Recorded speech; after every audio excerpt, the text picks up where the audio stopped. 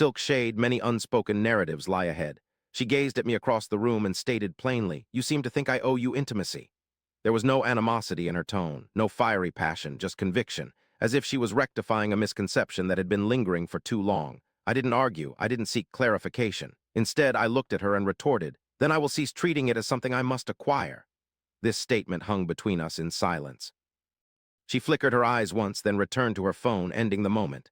I stood there for a brief moment more, then gathered my coat and departed the room without another word. Not to make a statement, just because there was nothing more to contribute. That night she stayed out late, claimed it was work, mentioned a dinner she couldn't miss. She casually dropped a name, the same one she's been referencing for weeks, always portraying it as professional, always followed by a fleeting smile. I gave a nod and advised her not to hurry returning. Over the ensuing days, I chose not to revisit the matter again. I didn't challenge the distance, nor did I instinctively reach out to her. As she navigated the apartment, I remained in my place. When she shared her future plans, I paid attention without trying to integrate myself into them. At first, it appeared as if she was untroubled by this change. In fact, she seemed more at ease, less burdened. There seemed to be a sense of resolution. What she didn't discern was that I had ceased my attempts to claim something we once possessed without question. I wasn't retreating in protest. Rather, I was adapting to new boundaries, as she had explicitly stated. By the time she noticed, I no longer anticipated regaining the closeness I had previously taken for granted. Instead, I had already stepped out of the queue seeking it. The following days resumed their regular rhythm superficially. I arrived at work earlier, left later when necessary, maintained my concentration where it had always proven profitable. Mechanisms don't take heed of mood or stress. They either function or they don't. I remained ensconced within the comforting confines of familiarity and orderliness. At home, her actions seemed unaltered. Evenings were marked by calls and dinners presented as necessary engagements. Her speech included mentioning a certain individual, usually accompanied by tales crafted to appear insignificant. When she chuckled at something on her phone, it no longer involved me. It was indifferent to my presence. I ceased proffering myself into those instances of shared experience. I refrained from inquiring about her return time or suggesting future plans. When she navigated the room, I made no attempt to bridge the distance between us. Not because I aimed to convey a message, but because the exertion seemed disproportionate. She detected the silence gradually.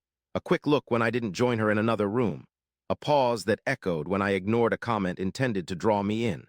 One time, she questioned if I was tired.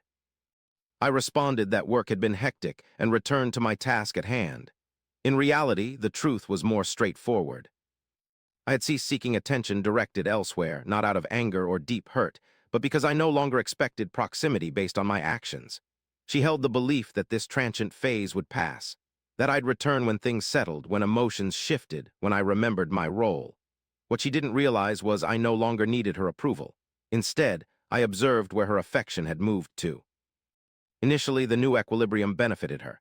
I stayed clear, did not disrupt her routine or vie for her current interest. She moved uninhibitedly, shared details of her days, meetings, dinners. Assured that nothing was under scrutiny, she frequently brought up the same man. He was always associated with work, casually mentioned while getting her coat, dropped in a sentence's midst. Accompanied by a laugh that didn't require an audience, I listened without responding. I didn't store it as proof, I merely observed the pattern. Simultaneously, I gradually withdrew my involvement from shared areas subtly. Financially, I made incremental adjustments to avoid any suspicious discussions. I stepped away from a couple of plans we had previously made without causing an uproar, citing work issues. This allowed me to spend more time near the warehouse on extended days and not hurry home once my shift ended. She didn't protest. To her, life seemed simpler now. No obligations, no stress. She made a jest about how tranquil everything felt recently, mentioning it was pleasant not feeling overcrowded. I concurred. This carefree atmosphere boosted her confidence. She stopped requiring my confirmation before making arrangements. Assuming I would adjust as usual, she expected me to adapt. When she spoke of an upcoming event and suggested we attend together, she did so casually, assuming I'd accept the proposition. I expressed uncertainty about it. She smiled and moved on, unfazed. She sensed the door of our relationship was still ajar, anticipating moments of intimacy whenever convenient. However, unbeknownst to her, I had ceased waiting in that threshold, instead adjusting my days as if the distance between us was perpetual. Her first inkling that something was amiss occurred one night when she abruptly halted mid-conversation and scrutinized me longer than typical. She'd been discussing a client dinner, a topic she had brought up twice that week, and inexplicably questioned whether I was attentive. Upon assuring her I was listening and discouraging her from repeating herself, she showed displeasure with my response. From then on, she subtly inquired about me more frequently, querying when I'd return home, inquiring if I would join her at an event she had previously agreed to attend. These questions were not forceful, merely tests. I replied indifferently. On occasion, I indicated that I would be late. At other times, I expressed uncertainty. Beyond that, I didn't elaborate. At a social gathering with friends, I arrived at my own convenience and didn't sit beside her. Instead, I sat opposite her at the table, maintaining my presence yet keeping a distance. On one occasion when she leaned towards me, I remained motionless. The dialogue continued, but her attention wavered. She looked at me thrice more before reverting to the group. When we parted ways, she inquired about my aloofness. I replied that I was merely granting her the space she had requested. I didn't raise my voice, and I added nothing further. The atmosphere changed thereon. She played it off humorously among the crowd. However, later that night, she sent multiple texts, asking where I was lodging and when I intended to return home. I responded the following morning, saying I had been close to work. There were no more unnecessary assumptions regarding my availability by her. Instead, she started verifying first and adjusting second. The space, she explicitly stated, was no longer something she could toggle on or off at will. She found it constant and steady now, and for the first time she was the one trying to find a way around it. She deemed the distance too vast and thought it required discussion, not emotionally but strategically. She chose a serene evening moment when neither of us were in a rush to approach it as a reset. She stated that we'd been out of sync recently and realigning expectations would be beneficial. I listened attentively as she spoke. She expressed that proximity shouldn't be demanded and that attention wasn't something owed. She explained that I had taken things personally when they weren't intended to be so. Her words were restrained, precise, delivered like official statements. She spoke as if explaining the terms of an agreement, not checking whether it still held. Upon finishing, I acknowledged her understanding. I stated that I no longer sought anything and that she didn't need to alter herself for me.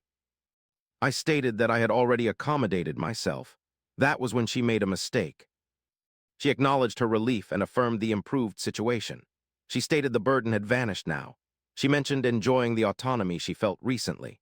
She further commented that it allowed her to concentrate on aspects that invigorated her without interference.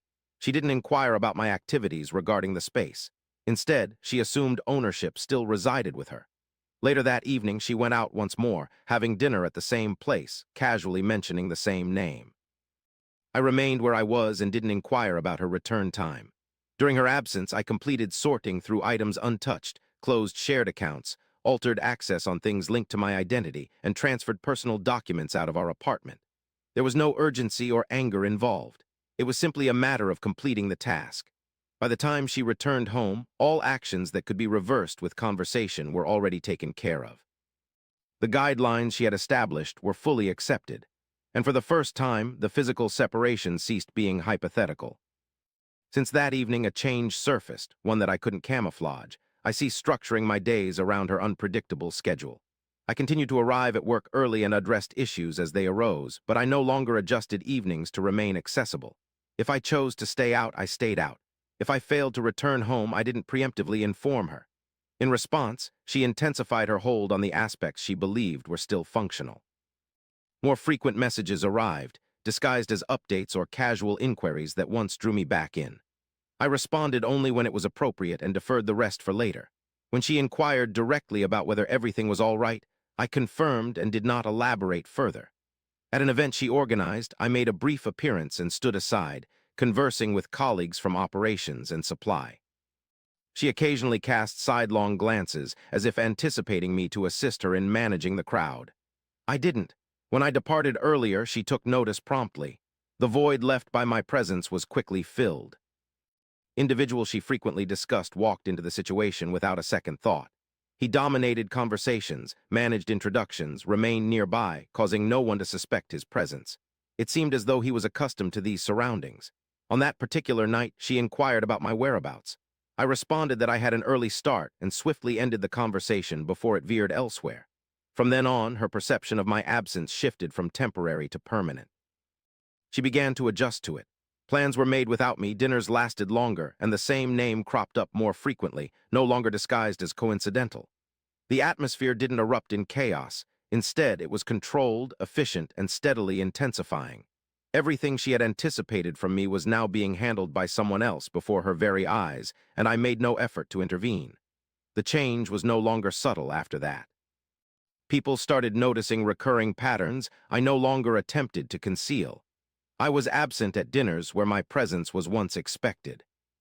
I hadn't shown up late or concocted alibis. Instead, I was absent. This ambiguity initially unsettled her in social situations. When people inquired about my whereabouts, she tactfully provided answers, but they varied each time: engaged, out of town, caught up with work. These responses failed to align long enough to seem genuine. They were transient and soon vanished. At home, her demeanor shifted. She spoke more cautiously, as if redefining boundaries. She inquired about my plans for specific nights. She verified before presuming. When I replied that I was unsure, she waited, then nodded, feigning understanding, even when it was evident that she disapproved. I maintained an emotional barrier without sarcasm, avoidance comments, or teasing. I didn't contest her tales nor react to the recurring name, no longer concealed behind work, as diligently as before. Instead, I listened, validated her, and remained impartial. The expense manifested in the voids, in photos where she stood alone for a prolonged period, revealing more than intended. During our discussions, she shouldered the burden when I ceased providing comfort she sought. Another man became a constant presence, neither announced nor explained. He lingered past others, escorted her to the car, managed tasks I previously handled without prompting. No one publicly acknowledged this shift, yet it was apparent. The system subtly readjusted, and my role in maintaining its stability diminished. A pivotal moment arrived at a meticulously planned dinner she had labored over for weeks, an event usually reliant on me, though the dependence remained unspoken. I hinted I might attend but made no firm commitment.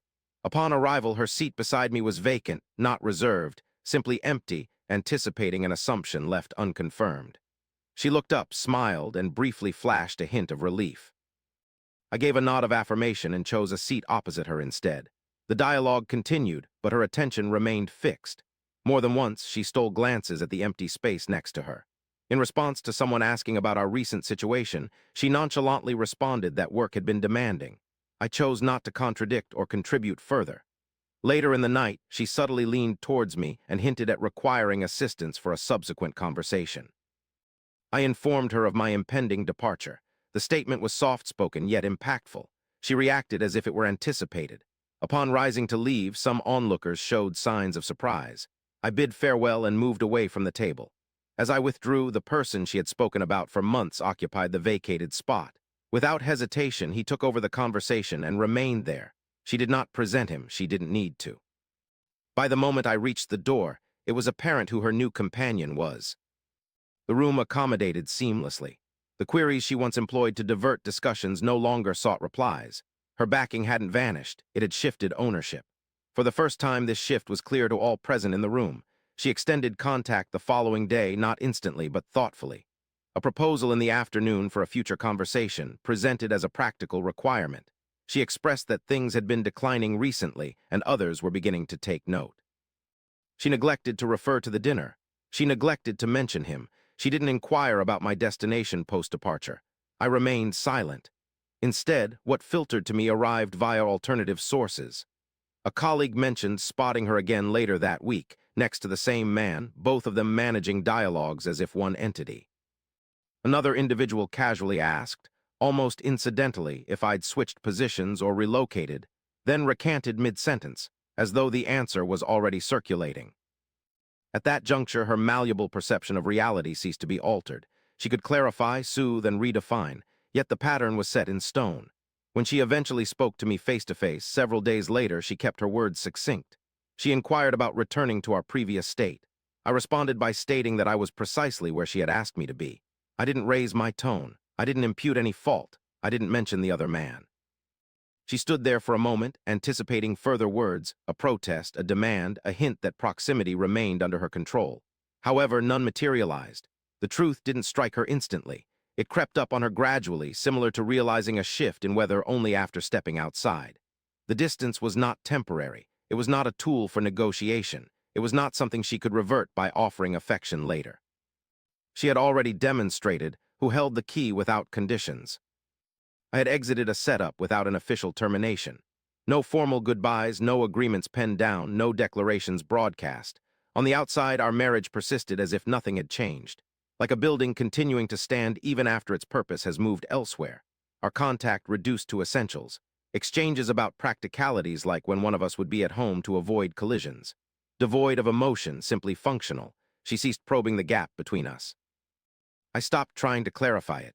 In plain sight, our relationship appeared resolved. She no longer came alone. He from her circle was present regularly now, not drawing curious glances anymore. Invitations omitted my name. When seen alone, people ceased inquiring about her whereabouts. I kept my life controlled and intentional. Work continued smoothly. Evenings remained tranquil. I felt no urge to reclaim anything I had distanced myself from. The intimacy she had considered a privilege was no longer something I desired to reclaim under revised conditions. She received precisely what she opted for, a bond devoid of bargaining. I obtained something else. Neither resolution nor retribution, merely comprehension, established through actions rather than disputes. The marriage remained documented. The essence had advanced beyond it. Once that boundary was breached, there was no form of us that could be reinstated without feigning that nothing had been disclosed.